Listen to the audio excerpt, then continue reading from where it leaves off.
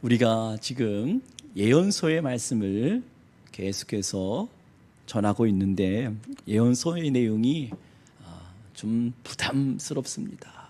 가장 핵심적인 말씀이 회개하라, 심판이 이르렀다 하는 그것이 주요 메시지잖아요. 예언서가 17권입니다. 17권 중에서 요엘서는 요엘이 어떤 사람인지, 그리고 요엘이 쓰여졌을 당시의 시대적 배경이 어떠한지를 공개하지 않는, 소개되지 않는 유일한 책이기도 합니다. 단 한 가지 알 수 있는 것이 있어요. 요엘은 부두엘의 아들이었다. 이 부두엘의 뜻은 하나님은 성실하시다 하는 의미고, 요엘의 뜻은 여호와는 하나님이시다, 이러한 의미의 이름을 보아서 요엘의 가문은 믿음의 가정이었구나 하는 것들을 알 수 있는 정보가 있습니다. 그리고 요엘서는 3장밖에 되지 않아요. 그리고 메시지가 선명합니다. 그래서 우리가 다른 예언서보다 이해하기가 조금은 편하지 않을까, 그렇게 생각을 하고 있습니다. 오늘 말씀을 듣는 동안에 하나님께서 요엘을 통해서 하신 말씀이 뭘까, 하나님은 어떤 분이신가 하는 것들을 오늘 말씀을 듣는 동안에 깨닫고 확신하는 그러한 시간이 되면 참 좋겠습니다. 여러분, 요엘서에 아주 익숙한 구절들이 있어요. 우리가 복음상가로 많이 부르는 마지막 날에 내가 나의 영으로 모든 백성에게 부어주리라.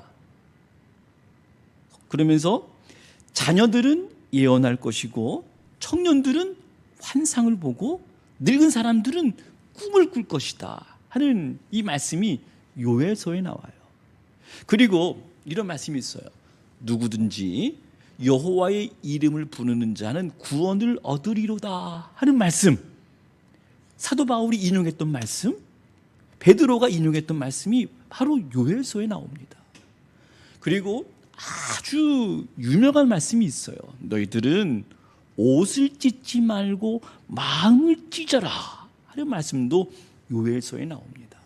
그런데 우리가 이런 말씀들이 너무나 은혜가 되고 아주 주옥 같은 말씀이지만 요엘서 3장 안에서, 전체 메시지 안에서 이 말씀은 어떠한 배경에서, 어떠한 스토리에서 이 말씀이 전해졌을까를 우리가 이해하면 이 말씀이 더 잘 우리에게 들릴 수가 있다고 하는 것입니다. 오늘 짧은 시간이지만 요엘의 메시지를 우리가 귀담아 듣고 그렇구나, 이 말씀이 이것이었구나 깨닫고 한 주간 3장 읽어보세요. 그리고 다시 살펴보세요.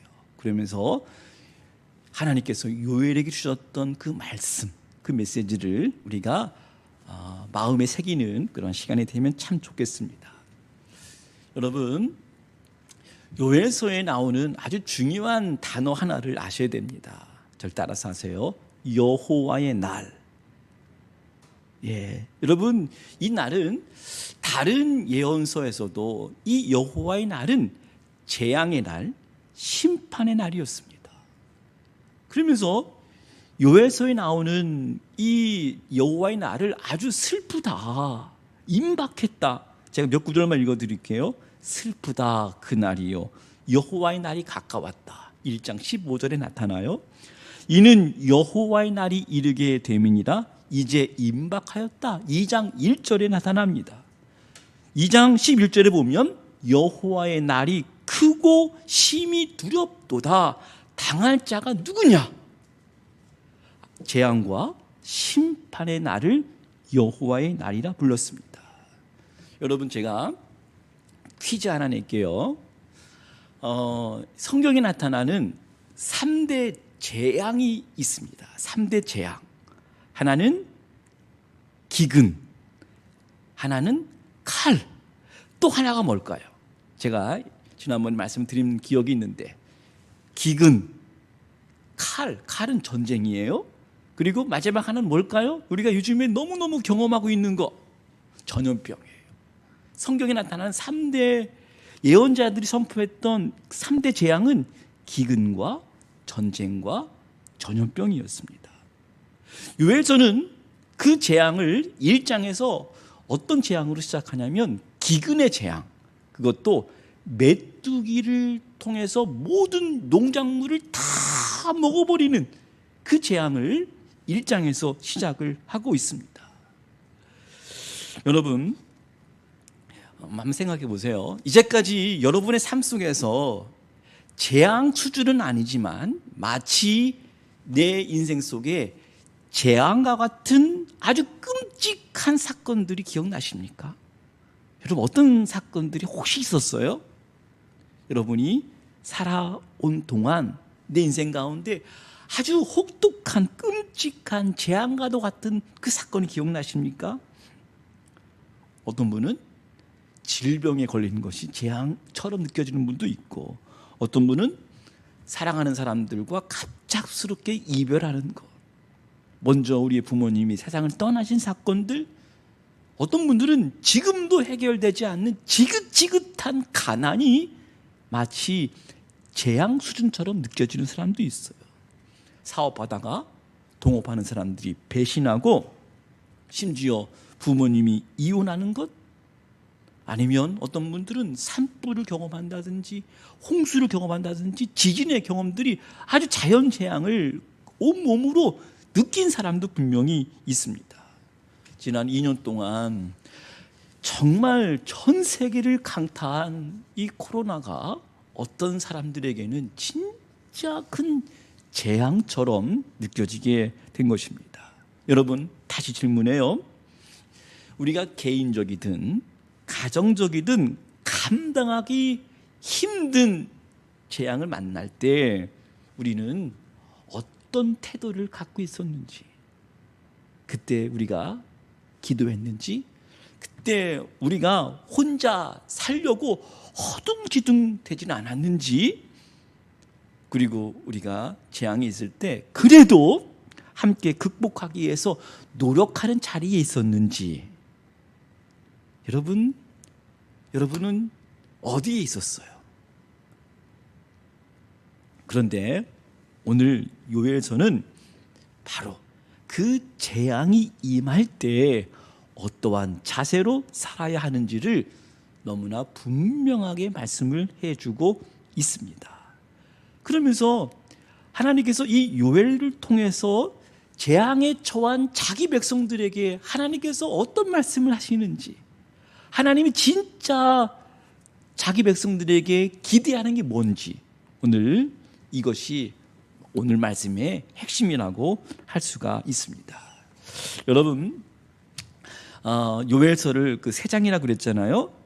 1장에서는 현재 요엘이 체험하고 있는 재앙, 그리고 2장은 가까운 미래에 다가올 재앙, 그리고 3장은 가까운 미래가 아니라 먼 미래, 더 나아가서 이것은 마치 세상 끝날에 임하게 될 재앙을 암시해 준 말씀이기도 합니다. 이 관점에서 제가 잠깐 스토리를 말씀드리면, 여러분 1장에서는요 정확한 시대적 배경을 알 수가 없다고 그랬어요. 요엘서는 어떤 사람은 BC 9세기부터 BC 4세기 5세기까지 그렇게 이 요엘서가 쓰였을 것이다 얘기를 하는 사람도 있지만 어떤 시대적 배경인지를 알 수는 없어요. 그런데 요엘이 활동할 때에 자연적인 생태학적인 위기를 맞이했습니다. 아까 말씀드린 대로 1장에서 메뚜기 재앙으로 농작물에 엄청난 규모의 재난이었습니다. 어느 정도였냐면 먹고 살기가 힘든 상태를, 이스라엘의 아주 대표적인 농작물이 뭐냐면 포도나무였어요. 그리고 무화과 나무였어요. 그런데 그 포도나무와 무화과 나무가 말갛게 벗겨졌다. 그리고 가지가 하얗게 되었다. 여러분, 뭐 그런 장면들이 생각나시죠? 가지가 하얗게 된 거예요. 다 마른 거예요. 그리고 성전에서 곡식을 빻아서 드리는 제사가 있었어요. 그것을 소제라고 부르고, 포도주를 짜서 즙을 내서 그것을 부어 드리는 제사를 전제라고 그래요. 그래서 성경에 보니까 소제와 전제를 드릴 수가 없을 정도였다 그랬습니다. 심지어 이런 표현도 했어요. 들짐승들이 주를 향해서 헐떡거린다. 들짐승들이 하나님을 향해서 헐떡거린다 하는 이러한 표현 정도로 들짐승들도 먹을 것이 없어서 기근 상태에 이르게 된 그 재앙의 수준이었습니다. 그래서 이런 표현도 있어요. 너희의 입에서 포도주가 끊어졌다. 그리고 사람의 즐거움이 말랐다. 여러분, 제가 이렇게 말씀드리는 것은 성경에 기록된 표현들이에요. 사람의 즐거움이 말라버렸다. 늙은 자들도 젊은 자들도 다 경험하게 될 것이고, 술 취한 자들, 제사장들도 곡하여 울 것이다. 그렇게 말씀을 해주고 있습니다. 어쨌든 1장에서는 현재 재앙으로 고통당하고 있는 모습을 보여주고 있다. 그렇다면 여러분, 2장은 제가 아까 가까운 미래라고 그랬어요. 가까운 미래에 어느 나라인지는 모르지만 막강한 힘을 가진 큰 군대가 무기를 들고 쳐들어오는 상황을 묘사를 하고 있어요. 그러니까 2장에서는 전쟁에 대한 재앙을 말한 거예요. 그런데 어떤 사람이 이렇게 해석을 하는 사람도 있어요. 2장 이 군대가 몰려오는 그 장면을 마치 메뚜기 떼가 막 군대처럼 몰려오는 장면으로 해석을 하는 사람도 있고, 어떤 사람들은 실제로 군대가, 이방 나라 군대가, 큰 막강한 군대가 몰려오는 것으로 그렇게 해석을 하는 사람도 있습니다. 어쨌든 메뚜기 떼든 전쟁이든, 그러나 저는 전쟁으로 이해를 하고 있습니다.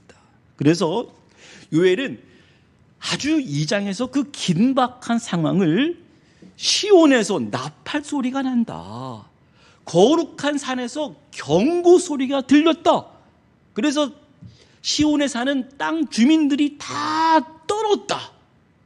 얼마나 막강한 군대였으면. 그래서 2장 2절에 보니까 이런 말씀이 있어요. 어둡고 캄캄한 날, 짙은 구름이 덮인 날, 새벽빛이 산 꼭대기에 덮인 것과 같다. 그리고 이 날은 옛날에 이런 적이 없었다. 그리고 이후에 없을 정도였다. 불꽃이 그들을 막 태우는데 에덴 동산이 황폐한 들처럼 되었다. 전쟁으로 인한 피해를 이렇게 말해주고 있습니다. 그리고 3장에서는 더 큰 재앙, 더 먼 미래에 찾아올 재앙을 말하고 있는데 이렇게 말씀하고 있어요. 심판의 골짜기. 절 따라서 하세요. 여호사밧 골짜기. 시작. 여호사밧 골짜기가 곧 심판의 골짜기.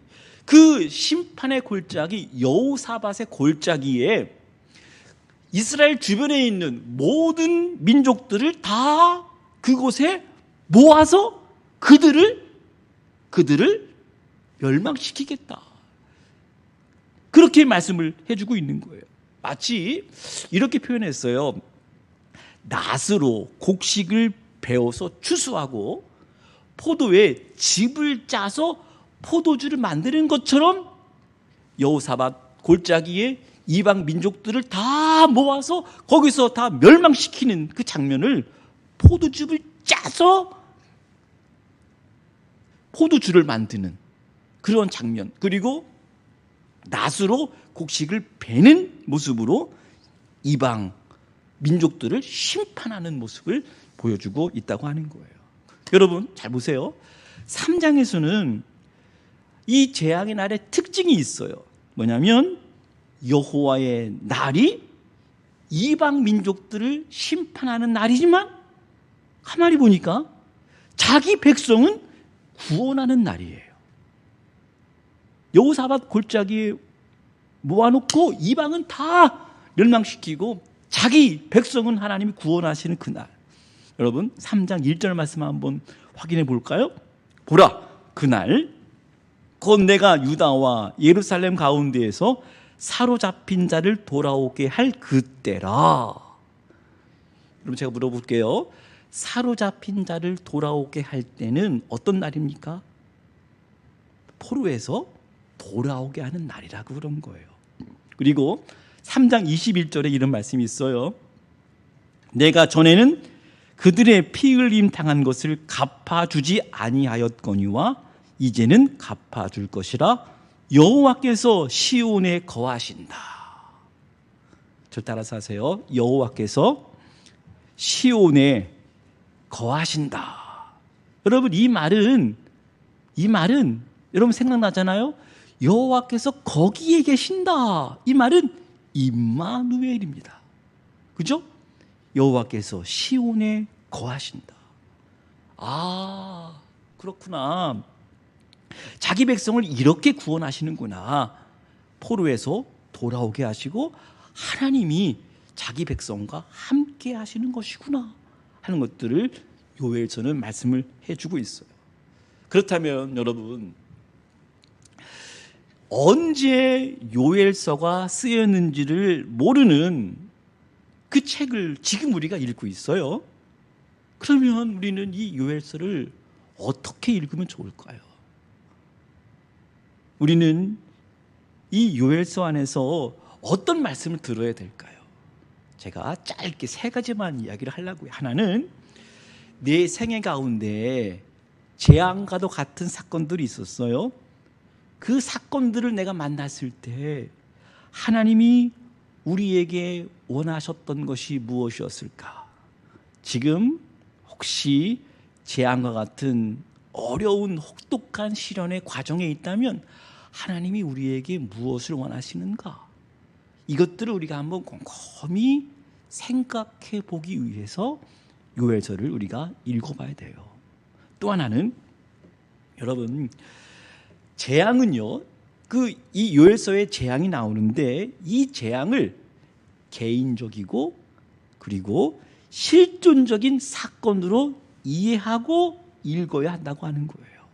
여러분 우리의 생이 길지 않습니다. 우리의 생애 속에 자연적인 재앙을 얼마나 우리가 겪을 수 있을까요? 얼마나 겪었습니까?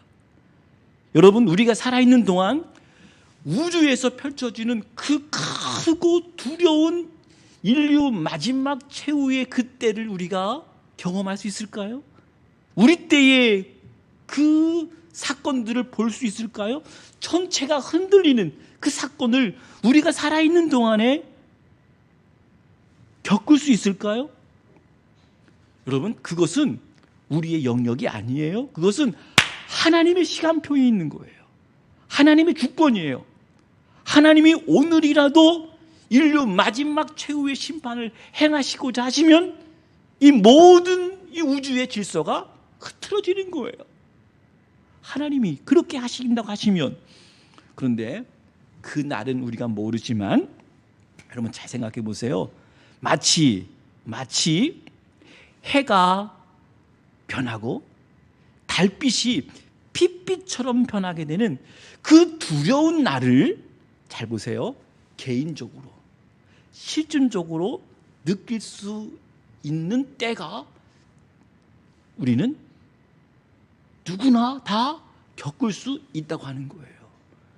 여러분 그때가 언제입니까? 죽음 앞에서.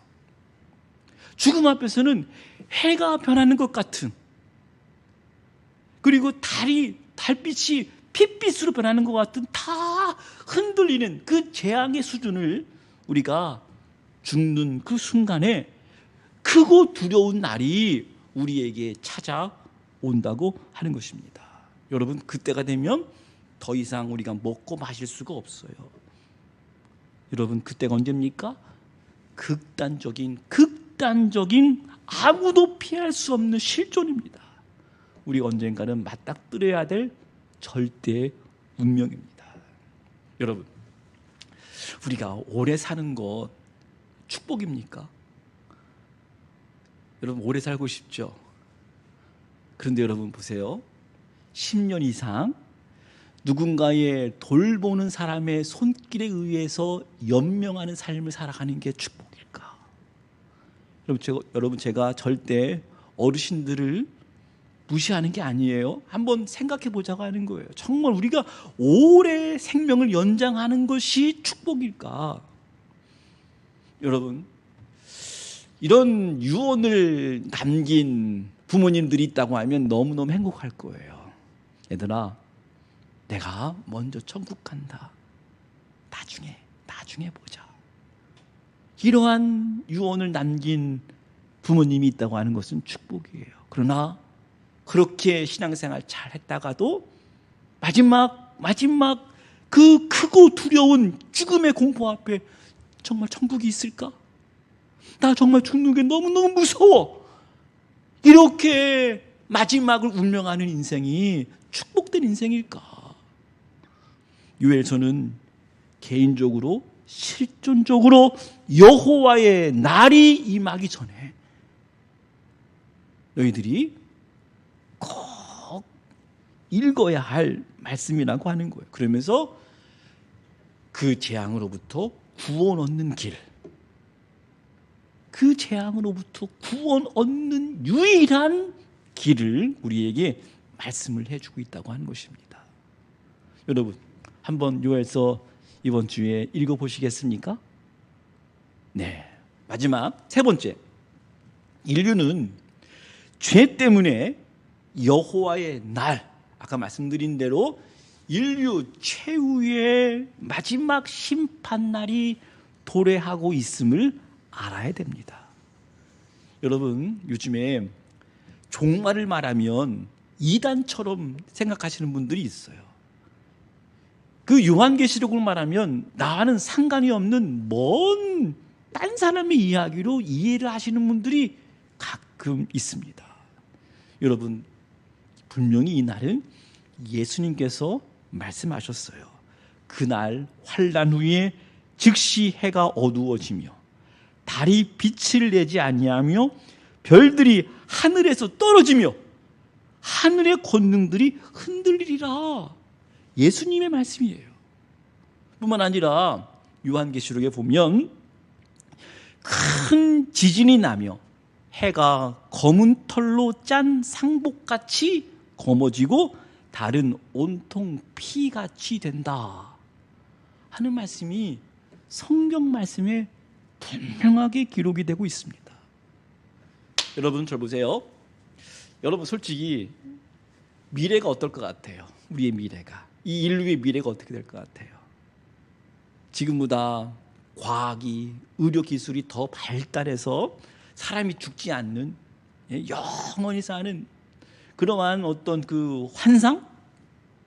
그때 가면 질병도 다 이 기술로 잡을 수 있고, 뭐 태양계 질서까지 과학으로 조정되는 그러한 낙관적인 미래에 대한 환상을 갖고 계십니까? 아니면 인간의 탐욕으로 말미암아 그 심판의 때가 더 가까이 찾아왔다 하는 그 비관적인, 그 슬픈 재앙의 날을 여러분들이 몸으로 느끼면서 살고 있습니까? 여러분, 오늘 말씀의 핵심은 이거예요. 이 모든 말씀 가운데, 이런 상황 가운데서 하나님께서 자기 백성을 향해서 강력하게 하신 말씀이 뭘까? 요엘은 죄로 인해서 하나님의 재앙, 하나님의 심판을 피할 수 있는 유일한 한 가지의 길을 말하고 있는 거예요. 재앙을 피할 수 있는, 그 재앙 뒤에 다시 회복시키시는 하나님의 진짜 의도, 그것을 하나님의 회복을 경험하기 위해서, 그 축복을 얻기 위해서 너희들이 꼭 해야 될 것이 있다. 이것이 바로 요엘서의 핵심 메시지입니다. 오늘 우리가 함께 읽은 말씀이에요.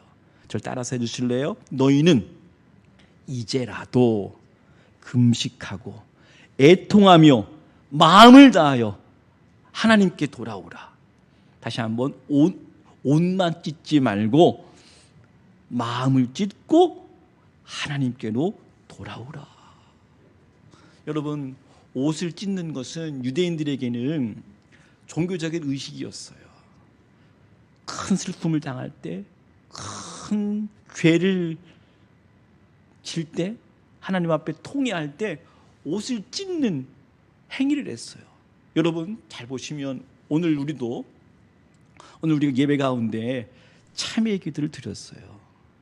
이것은 우리 마음에 옷을 찢는 것과 같은 그 수준으로 머물 수밖에 없는 우리 인간의 연약함이 있어요. 아무리 하나님께 회개한다 하더라도. 그런데 여러분 진짜 오늘 말씀드리고 싶은 것은, 진짜 우리가 마음을 찢지 않으면, 회개하지 않으면, 여러분 놀라지 마세요. 진짜 영혼의 구원이 없는 거예요. 여러분 진짜 우리가 마음을 찢지 않고 예수 그리스도의 보혈의 은혜를 우리가 모르면 그 마음 안에, 그 인생 안에 하나님의 나라가 임하지 않아요. 여러분 제가 몇 주 전에 말씀드렸는데, 이러한 믿음의 증거를 우리는 세 가지를 통해서 알 수 있다고 그랬어요. 하나는 담대함이 있는가. 죽음 앞에서, 마지막 심판 앞에서 나는 그리스도의 보혈 의지에서 아버지 품으로, 아버지 집으로 갈 수 있다라고 하는 그 보혈을 의지하면서 누릴 수 있는 담대함이 있는가. 여러분 죽음 앞에서 지금도 머뭇머뭇거리고 두려움이 있다면 회개하지 않은 거예요. 그러니까 마음을 찢지 않은 거예요. 누구든지 주의 이름을 부르는 자는 구원을 얻으리라 하는 그 말씀은 바로 마음을 찢고 회개한 자에게 임하시는 하나님의 구원을 말씀하신 거예요. 아무것도 가진 것 없어도 하나님 때문에 나는 모든 것 다 가졌다라고 말하는 부유함이 있는가? 세상 풍파가 나를 뒤흔들 때 우리 주님께서 나를 꼭 껴안고 나를 보호하시는 그러한 영혼의 평안함이 있는가? 여러분 마음을 찢은 사람에게 주시는 하나님의 은총 아니겠어요? 누구든지 주의 이름을 부르는 자, 여호와의 이름을 부르는 자에게 구원이 임하리라 하는 말씀.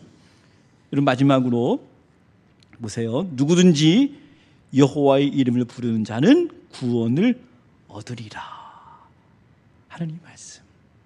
이 말씀이 바로 이런 의미에서의 말씀이라고 하는 거 우리가 알 수 있기를 바랍니다.